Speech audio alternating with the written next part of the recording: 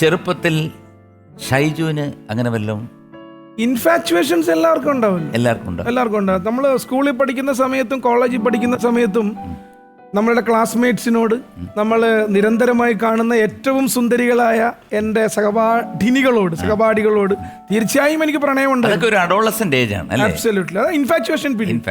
Emotions control ചെയ്യാൻ സാധിക്കാറില്ലല്ലേ ഇല്ല ഷൈജുവിന്? ഇല്ല. അതെന്താണ്? BP കൂടിയ കൊണ്ടായിരിക്കാം. കാരണം എൻ്റെ BP എന്ന് പറയുന്നത് ഒരു 150 110 ബേസ്. ബേസ്.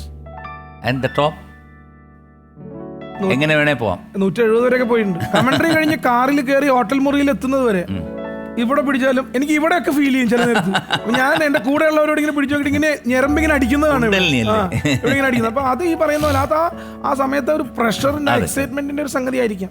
യാത്രകളൊക്കെ കളിയുമായി ബന്ധപ്പെട്ട് പോയിട്ടുണ്ട്. അല്ലാതെ ഈ നമ്മുടെ മലയാളികളായിട്ടുള്ള സ്പോർട്സ് പ്രേമികൾക്കിടയിൽ, പ്രത്യേകിച്ച് ഫുട്ബോൾ പ്രേമികൾക്കിടയിൽ ഒരു ഉദ്ഘാടന തൊഴിലാളി കൂടിയാണ്. അങ്ങനെ ഈ ഉദ്ഘാടനത്തിന് പോകുമ്പോഴത്തേക്ക് പലരും അഭ്യർത്ഥിക്കത്തില്ലേ, ഇതുപോലെ അതൊന്ന് പറയാമോ, ആ കമന്ററി ഒന്ന് പറയാമോ? ശ്രീമാരേട്ടാ, അതാണ് ഞാൻ പറഞ്ഞത്.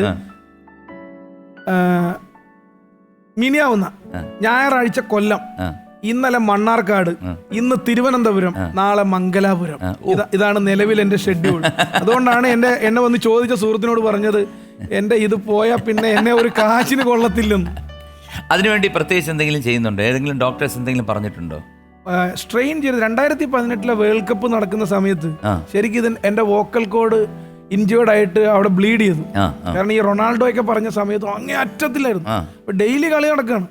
റൊണാൾഡോയും അങ്ങനെ ആ സമയത്ത് ടോപ്പ് എഫർട്ടിലാണ് പൊക്കുന്നത്. അതായത് ഹൈ പിച്ചിൽ ഇങ്ങനെ പൊക്കോണ്ടിരിക്കുക.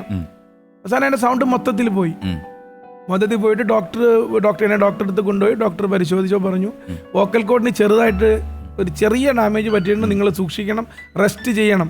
അപ്പം അങ്ങനെയൊക്കെ പറ്റിയിട്ടുണ്ട്. പക്ഷേ നമ്മുടെ ജോലി ഇതായത് കൊണ്ട്, കാരണം ഇത് ഈ ഓവർ സ്ട്രെയിൻ ചെയ്യുന്നവർക്ക് വരുന്നൊരു കാര്യമാണ് നോഡ്യൂൾസ് വന്നു കഴിഞ്ഞാൽ ഒരൊറ്റ മരുന്നേ ഉള്ളൂ: മൗനം, മിണ്ടാതിരിക്കുക, മൗനവ്രതം. വീട്ടിലാരൊക്കെ ഉണ്ട് ചോദിച്ചില്ലല്ലോ? എൻ്റെ കുടുംബം, ഭാര്യയും 2 മക്കളും. മക്കൾ എന്ത് ചെയ്യുന്നു? മക്കൾ 2 പേരും കോളേജ് വിദ്യാർത്ഥികളാണ്. അപ്പം ഇവർക്കൊക്കെ ഇതുപോലെ ഈ വക കാര്യങ്ങളിൽ താല്പര്യമുണ്ടോ, അതോ അവർ വേറെ എന്തെങ്കിലും എക്സ്ട്രാ കരിക്കുലർ ആക്ടിവിറ്റീസ്? എന്നേക്കാൾ മിടുക്കരാണ്. അത് അവർക്ക് പൈതൃകമായിട്ട് കിട്ടിയതല്ല കേട്ടോ, ആ ആംഗിളിലെ അങ്ങ് എടുക്കരുത് ശ്രീമാരായിട്ട്. പക്ഷേ അവരെന്നേക്കാൾ മിടുക്കരാണ്. പക്ഷെ അവർക്ക് എപ്പോഴും നമ്മൾ പറയില്ലേ, ഒരു ലെഗസിയുടെ ഒരു ഭാണ്ഡം പേറി നടക്കുന്ന ഒരു സംഗതിയില്ല. അതുകൊണ്ട് മാത്രമാണ് ഇപ്പൊ എന്റെ മൂത്ത മകൻ, അദ്ദേഹം കേരള പ്രീമിയർ ലീഗിന് 2 മാച്ചിന് കമന്ററി പറഞ്ഞു. ഇതിനിടയിൽ ഞാൻ ഇല്ലാത്ത 2 ദിവസം ഞാൻ പറഞ്ഞു ഞാൻ ഉണ്ടാവില്ല, എനിക്കൊരു പരിപാടിയുണ്ട്, അദ്ദേഹത്തെ കൊണ്ട് പറയിക്കാൻ സാധിക്കുമെന്ന് ചോദിച്ചപ്പം ശരി നമുക്ക് ട്രൈ ചെയ്യാന്ന് പറഞ്ഞു. അത് കേട്ട ആളുകൾ പറഞ്ഞത്, നിങ്ങളെക്കാൾ നന്നായി നിങ്ങളുടെ മകൻ പറയുന്നു. അല്ല, അങ്ങനെ കേൾക്കുന്ന വലിയൊരു സുഖമാണ്. വിവാഹം പ്രണയ വിവാഹമായിരുന്നല്ലേ? 101 ക്യാരറ്റ്. എങ്ങനെയായിരുന്നു പ്രണയത്തെ നമുക്ക് നിർവചിക്കാനാവാതെ പോകുന്നതിന്റെ ഒരു സംഗതിയാണ് എൻ്റെ പ്രണയം എന്താണ് എന്ന് ചോദിച്ചാലുള്ളത്. ഞാൻ പ്രണയിച്ച് വിവാഹം കഴിച്ച എൻ്റെ ഭാര്യ കഴിഞ്ഞ 23 വർഷമായി എൻ്റെ ജീവിതത്തിൽ എൻ്റെ പങ്കാളി, എൻ്റെ ഭാര്യ ആശ. അത് എനിക്ക് തോന്നുന്നു ശ്രീകുമാർ ഏട്ടൻ ഉൾപ്പെടെ നമ്മുടെ ഈ പ്രോഗ്രാം ഇപ്പോൾ കണ്ടുകൊണ്ടിരിക്കുന്ന മലയാളികൾ ലോകത്തിൻ്റെ ഏത് ഭാഗത്തിരുന്ന് ഈ പരിപാടി ഇപ്പോൾ നമ്മുടെ പറയാം നേടാം പണം നേടാം പരിപാടി കാണുന്ന മലയാളികൾക്ക് ആരും വിശ്വസിക്കില്ല. കാരണം എനിക്ക് തോന്നുന്നു ഒരു 3 മാസം മാത്രമാണ് ഞാനും എൻ്റെ ഭാര്യയും ഒരുമിച്ച് ജോലി ചെയ്തിരിക്കുന്നത്. 3 മാസം ഒരുമിച്ചെന്ന് പറഞ്ഞാൽ തൊട്ടടുത്ത് മാതൃഭൂമിയിൽ. അദ്ദേഹം, ഞാൻ അവിടെ വർക്ക് ചെയ്യുന്നു റിപ്പോർട്ടറായി, അദ്ദേഹം അവിടെ ഇന്റേൺഷിപ്പിന് വരുന്നു. അത് വെറും ഒരു ചെറിയൊരു കാലഘട്ടത്തിലേക്ക്, അതൊരു 2-3 മാസം, 90 ദിവസം. അതെ, അബ്സല്യൂട്ട്ലി യെസ്. Mission 90 days. അതിനുശേഷം ഞാൻ ട്രാൻസ്ഫർ ആയി കാലിക്കറ്റിലേക്ക് പോകുന്നു. പിന്നീട് അകലങ്ങളിൽ ഇരുന്നാണ് പ്രണയം. കത്ത്, അന്ന് മൊബൈൽ ഫോൺ വരണേ ഉള്ളൂ. ഇത്രയും വലിയ മൊബൈൽ ഫോണാ. അതെ, മാത്രമല്ല അതായിരുന്നു ആ കാലം. അപ്പൊ അതും കുറവാ. STD ബൂത്തിൽ കയറിയ കുറച്ചും തട്ടും. ഞാൻ വിളിക്കട്ടെ ചേട്ടൻ കുറെ നേരം ആയല്ലോ. അപ്പൊ അതൊക്കെ ഉണ്ടായിട്ടുണ്ട് കാലിക്കറ്റിൽ. എത്രയോ STD ബൂത്തുകൾ, പാളയത്തെ STD ബൂത്ത്, മിഠായി തെരുവിലെ STD ബൂത്ത്, സ്ഥിരം ഡ്യൂട്ടി കഴിഞ്ഞ് മാതൃഭൂമി ഓഫീസിൽ നിന്ന് ഇറങ്ങി ഓടി ഭാര്യയെ വിളിക്കുന്നത്. പക്ഷെ രണ്ടുപേർ തമ്മിൽ പ്രണയത്തിലാവാൻ, രണ്ടുപേർ തമ്മിൽ പരസ്പരം അറിയാൻ, രണ്ടുപേർ തമ്മിൽ ഒരു ദാമ്പത്യ ജീവിതം ആരംഭിക്കാൻ, ഒരു പങ്കാളിത്തം ആരംഭിക്കാൻ, വർഷങ്ങളുടെ ഒരുമിച്ച് വർഷങ്ങൾ നടക്കണമെന്നോ ഒരുമിച്ച് വർഷങ്ങൾ ജോലി ചെയ്യണമെന്നോ ഒന്നും വേണ്ട. ചിലപ്പോൾ ഒരു കുറച്ച് സമയം മാത്രം സ്പാർക്ക് മതി.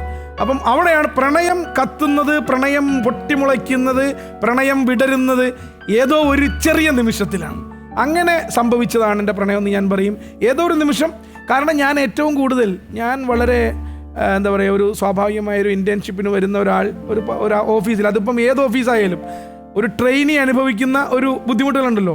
അവിടുത്തെ സ്ഥിരം ആളുകൾ, ആസ്ഥാന ഗായകർ എന്ന് വേണമെങ്കിൽ പറയാവുന്ന ആസ്ഥാന ഗായകരും വരുമ്പോൾ ഈ പേപ്പർ എടുത്ത് അങ്ങോട്ട് വെക്ക്, അവിടെ നിന്ന് അങ്ങോട്ട് സൂചിങ് എടുക്ക്, ഈ പേപ്പർ വൈറ്റ് എടുത്ത് അങ്ങോട്ട് വെക്ക്, ആ പേപ്പർ ഫയലിംഗ് എടുക്ക്, ഇതാണല്ലോ. അപ്പോൾ ഇതൊക്കെ ചെയ്യാൻ വിധിക്കപ്പെട്ട ഒരാൾ പരമാവധി എവിടെ ഇപ്പം നിൽക്കുന്ന തേവര, എങ്ങനൊരു കാര്യം ചെയ്യൂ, വെല്ലിംഗ്ടൺ ഐലൻഡിലേക്ക് പോകും. ആ വെല്ലിംഗ്ടൺ ഐലൻഡിൽ പാവം നടന്ന് വിഷമിച്ച് വെയിലത്ത് ചെല്ലുമ്പോൾ അവിടെ എത്തിയോ, ഫോട്ടോ വെച്ചിക്ക് വിട്ടോ, ഇങ്ങനെയൊക്കെ അസൈൻമെന്റ് ഒക്കെ കൊടുത്തിരുന്നു. അപ്പോൾ പക്ഷേ ഞാൻ പറയുന്നത് ഇതൊക്കെ ആയിട്ടും ഇതിൻ്റെ ഇടയ്ക്ക് എപ്പോഴോ ഇയാളെ എൻ്റെ ഭാര്യയാക്കിയാൽ തരക്കേടില്ല, ഇയാളെ ഞാൻ ഭാര്യയാക്കിയാൽ പറഞ്ഞ പോലെ ഒരു സ്പാർക്ക്, അത് നമ്മുടെ മനസ്സ് നമ്മളോട് പറയണല്ലോ, ഇയാളാണ് എൻ്റെ ഭാര്യ. ആ നിമിഷത്തിന്റെ നിർവൃതിയിൽ ഞാനൊരു ആവണി തെന്നലായി. ഉറപ്പായിട്ടും അങ്ങനെയാണ് ഷൈജു വിവാഹിതനാവുന്നത്. തീർച്ചയായിട്ടും.